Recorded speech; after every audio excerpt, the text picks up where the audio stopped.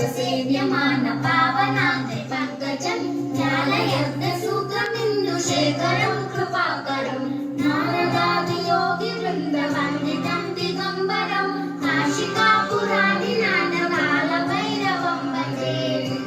अनुकोटिभास्वरं भवाब्धितारकं परं नीलकण्ठं ईप्सितार्थदायकं त्रिलोचनं कालकालमम्बुजाक्षमक्षशूलमक्षरं काशिकापुरादिनाथ कालभैरवं भजे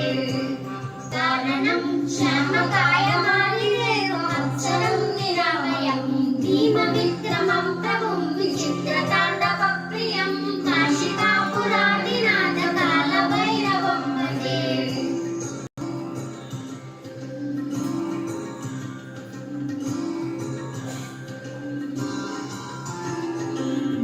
मुक्तिदायकं प्रशस्तचारुविग्रहं भक्तवत्सलं स्थितं समस्तलोकविग्रहं निग्मनन्नलोकहेमकिङ्किणीलसत्तटिं काशिकापुरादिनाथ कालभैरवं भजे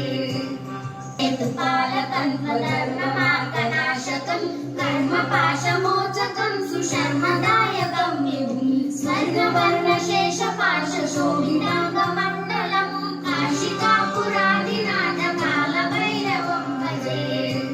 रत्नपादुका प्रभाभिरामपादयुग्मकं नित्यमद्वितीयमिष्टदैवतं निरञ्जनं मृत्युदर्पनाशनं करालदंशमोक्षणं काशिकापुरादिनाथ कालभैरवं भजे भक्तहासभिन्नपद्मजाण्डकोशसन्ततिं दृष्टिपातनष्टपापजालमुग्रशासनम् अष्टसिद्धिदायकं कपालमालिकाधरं काशिकापुरादिनाथ कालभैरवं भजे सद्गदायकं विशालकीर्तिदायकं काशीवासलोकपुण्यपापशोधकं विभुं नीतिमार्गकोविदं पुरातनं जगत्पतिं काशिकापुरादिनाथ कालभैरवं भजे